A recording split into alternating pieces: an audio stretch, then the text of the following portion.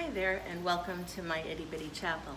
My name is Patty Chaffee, and I'm the community minister at Niantic Community Church. I'm also a spiritual director and an expressive arts facilitator. The Itty Bitty Chapel is a few moments offered midweek to relax, refresh, and reflect on a spiritual word or phrase. It's usually filmed in or near a sacred space in my home called the Itty Bitty Chapel, but today we have the honor of being at Mystic Aquarium's beluga habitat. It's the largest outdoor beluga whale habitat in the United States, and there's 3 whales that currently make this home. And in some way, it's a sanctuary for them, as they are near threatened and in some areas critically endangered. Our word for reflection this week is sanctuary. We often think of sanctuary as that place we usually worship on Sundays. And even in these COVID times, many folks long to see Pastor Stephanie celebrating virtual worship from the sanctuary rather than the parsonage. There's something about being in that holy place, isn't there? I remember not long after I arrived at Niantic Community Church, and I was sitting in a pew waiting for worship to begin, I think it was, and some children were running around the chancel and climbing under the altar table and having a grand old time. As a New Englander growing up Catholic, I was appropriately horrified. Sanctuary and altar places are not playgrounds in the Catholic Church. Maybe they should be, but they're not. It's interesting, the ideas we carry with us, isn't it? Thinking about sanctuary stirred up this memory from years ago, and it reminded me that the meaning of the word is probably different for all of us.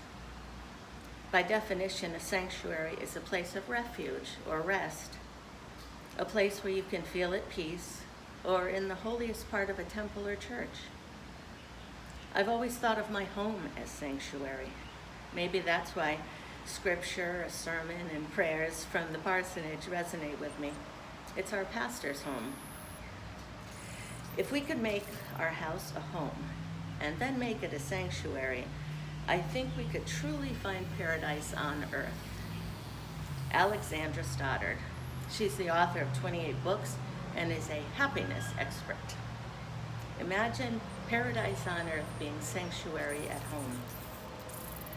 Imagine for a minute your home as sanctuary. What would that feel like? What would that feel like? Is there a place within it that calms you? Or is just walking in the front door enough? Do you have sacred spaces in your home that remind you to pray and connect with Spirit?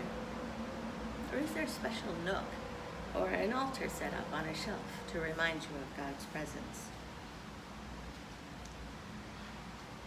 We might find sanctuary walking a labyrinth outdoors, or trails in a park or the woods, or catching a sunset over Long Island Sound.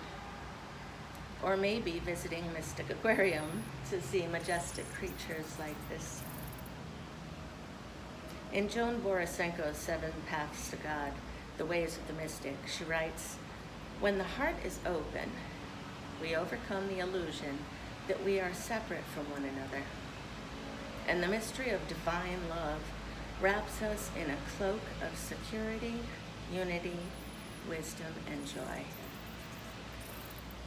Let me repeat that. When the heart is open, we overcome the illusion that we are separate from one another. And the mystery of divine love wraps us in a cloak of security, unity, wisdom, and joy. I think in some way that might describe sanctuary, experiencing divine love like a cloak wrapped around us. And that can be found anywhere, right? I wonder if sanctuary is the energy of a home, or the energy of a place, spirit energy. This got me thinking about monasteries I used to visit on retreat. Amongst life is very, very happy.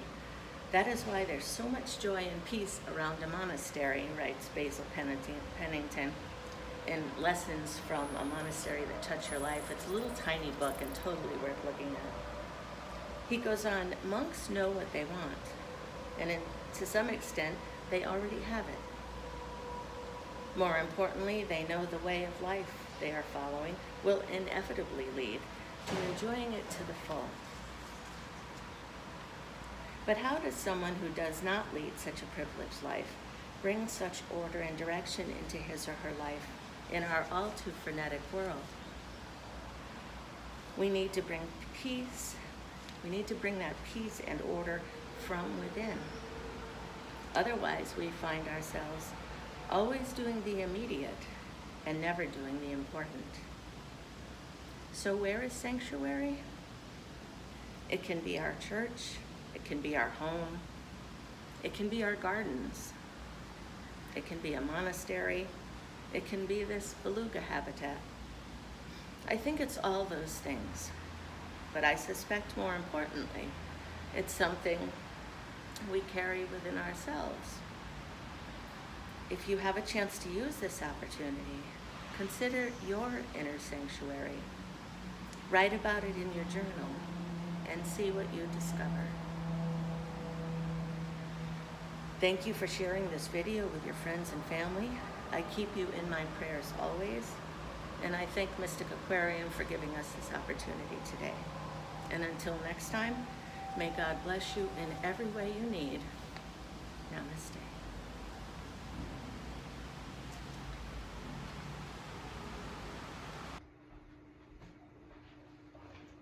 Hi everyone, Paige and I are going to perform the song Sanctuary because when the kids went to their Sunday school classes, Chris used to play this on the guitar for them and they all know it.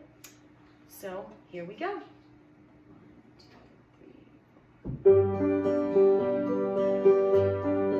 Lord, prepare me to be a sanctuary.